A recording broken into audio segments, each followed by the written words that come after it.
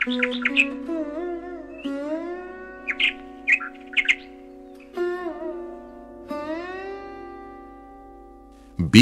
মলিন আলোয় মাটির বাড়িটার উঠোনে পড়ে আছে কিছু শুকনো পাতা। ধানের মৌসুম শেষ, মাঠ ফাঁকা, বাতাসে একটা অদ্ভুত নীরবতা। বাড়িটার দুই পাশে দুই ঘর, মাঝখানে ছোট্ট একটা উঠোন। এক সময় এই উঠোনে দৌড়ঝাঁপ, খেলাধুলা, হাসির শব্দে ভরে থাকত।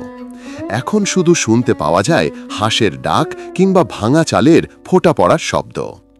এই বাড়িতে থাকে দুই ভাই, আব্দুম আর মজিদ। একই রক্ত, এক মায়ের সন্তান, কিন্তু এখন দুজনের মধ্যে দূরত্ব যেন মাইলের মতো। একজন অন্যজনের মুখের দিকে তাকায় না প্রায়। সব শুরু হয়েছিল তাদের বাবার মৃত্যুর পর।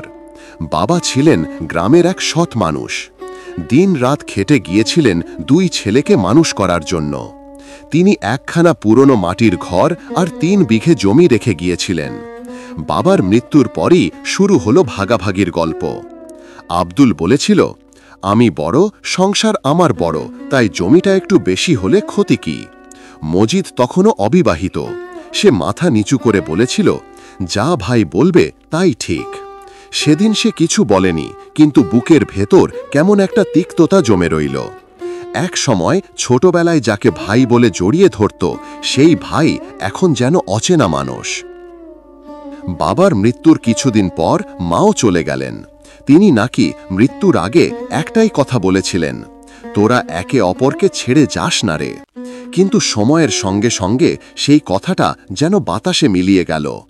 উঠোনের মাঝখানে এক সময় ছিল একটা কাঁঠাল গাছ। মজিদ সেই গাছটার নিচে বসে প্রায়ই ভাবত, এই উঠোনে কত হাসি খুশি ছিল, আজ কেন এমন নীরব? গাছটা যেন তাকিয়ে থাকে দুই ভাইয়ের দিকে। এক ঘরে আলো জ্বলে আর এক ঘরে অন্ধকার। মজিদ চাষাবাদ করে আর আব্দুল গ্রামের দোকানে ব্যবসা শুরু করে। প্রথম দিকে দুজনেই একে অপরের খোঁজ রাখত, কিন্তু ধীরে ধীরে কথাবার্তা বন্ধ হয়ে গেল। একদিন সন্ধ্যায় বৃষ্টি শুরু হলো। মজিদের ঘরের চাল থেকে পানি পড়ছে টুপটাপ শব্দে। সে ছাতা নিয়ে বাইরে বেরোতেই গিয়েই দেখে আব্দুল উঠোনে দাঁড়িয়ে হাতে বাঁশ নিয়ে ছাদ ঠিক করছে। মজিদ একটু অবাক হয়ে বলল, তুমি এটা করছো কেন? আব্দুল ধীরে বলল, এই ছাদটা তো শুধু তোমার না, আমারও। পানি পড়লে আমাদেরই ঘর ভিজে। বৃষ্টির শব্দের সঙ্গে যেন বুকের জমে থাকা কষ্টটাও ধুয়ে গেল। দুজনেই কিছুক্ষণ চুপ করে থাকল। তারপর মজিদ বলল, তুই ঠিকই বলছিস ভাই, এক বাড়ির ছাদ আলাদা করা যায় না।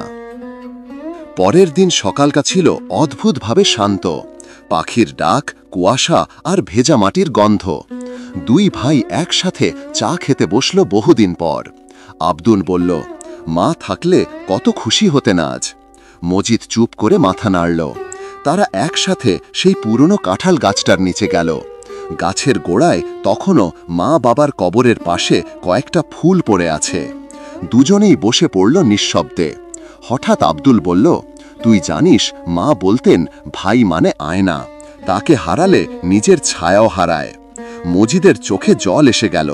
সে বলল, আমি ভুল করেছিলাম ভাই, তুই বলো, তুই চাইলে জমি সবই নিয়ে নে। আব্দুল হেসে বলল, না ভাই, আমি কিছু নিতে আসিনি, শুধু চাইছি তুই পাশে থাকিস। সেই দিন থেকে বাড়িটা যেন নতুন করে জেগে উঠল। উঠোনে আবার হাসির শব্দ, চুলায় একসাথে রান্না, বাচ্চারা দৌড়াচ্ছে আর দুই ভাই বারান্দায় বসে চা খাচ্ছে। কিন্তু সুখ বেশি দিন স্থায়ী হয় না। কয়েক মাস পর গ্রামে খবর ছড়ালো, মজিদের পা চাষের লাঙ্গলে আঘাত পেয়েছে, চলাফেরা করতে পারছে না। আব্দুল তখন দোকান বন্ধ রেখে দিন রাত ভাইয়ের পাশে থাকে। খাওয়া দাওয়া, ওষুধ সব নিজের হাতে করে। লোকজন অবাক হয়ে বলে, যে দুই ভাই কথা বলতো না, এখন একজন ছাড়া অন্যজন কিছুই না। একদিন রাতে মজিদ বলল, ভাই, আমি যদি না বাঁচি, তুই মা বাবার কবরের পাশে আমাকে রাখবি। আব্দুল চুপ করে রইল, তার চোখ ভিজে গেল। বলল, তুই এমন কথা বলিস না ভাই, তোর যত কষ্ট আমি ভাগ করে নেব। মজিদ হেসে বলল, তুই ভাগ করলি তবেই তো ভাই। দিন কেটে গেল। চিকিৎসা আর ভালোবাসায় মজিদ ধীরে ধীরে সুস্থ হয়ে উঠল। একদিন হাঁটতে হাঁটতে উঠোনে এসে দাঁড়ালো, দেখল আব্দুল মাটি খুঁড়ছে। সে জিজ্ঞেস করল, কি করছিস ভাই? আব্দুল হেসে বলল, নতুন করে কাঁঠাল গাছ লাগাচ্ছি। মজিদের চোখে জল এসে গেল। বলল, এক গাছ কেটেছিলাম ভুলে, এবার তুই লাগাচ্ছিস মনে রেখে। আব্দুল বলল, এই গাছটা বড় হবে, ছায়া দেবে, আমরা না থাকলেও মনে করিয়ে দেবে এই বাড়িতে এক সময় দুই ভাই থাকত। বছর ঘুরে যায়, বাড়িটা এখন অনেক পুরনো, তবুও তার দেওয়ালে মিশে আছে গল্প। গ্রামের মানুষ বলে, ওই যে দুই ভাইয়ের এক বাড়ি, যেখানে ভালোবাসা আবার ফিরে এসেছিল। কখনো সকালে দেখা যায় আব্দুল মাঠে কাজ করছে, মজিদ বারান্দায় বসে ডাকছে, ভাই চা খেয়ে যা। আর আব্দুল হাসছে, বলছে, আসছি রে। এই সাদামাটা ডাকে লুকিয়ে আছে এক জীবনের মায়া। ভুল বোঝাবুঝির শেষে জয় পেয়েছে সম্পর্ক। বিকেলে রোদ পড়ে উঠোনে, কাঁঠাল গাছের ছায়া পড়ে দুই ঘরের মাঝে, বাতাসে দোলে গাছের পাতা, আর মনে হয় এই উঠোন এখনো সেই পুরনো দিনের মতো, যেখানে ভাই দুইজন এক ছাদের নিচে এক হৃদয়ের ভেতর বাস করছে। বাড়িটার দেয়ালে ফাটল পড়েছে, তবু ভিতটা এখনো শক্ত, কারণ মাটিটা তৈরি ভালোবাসা দিয়ে।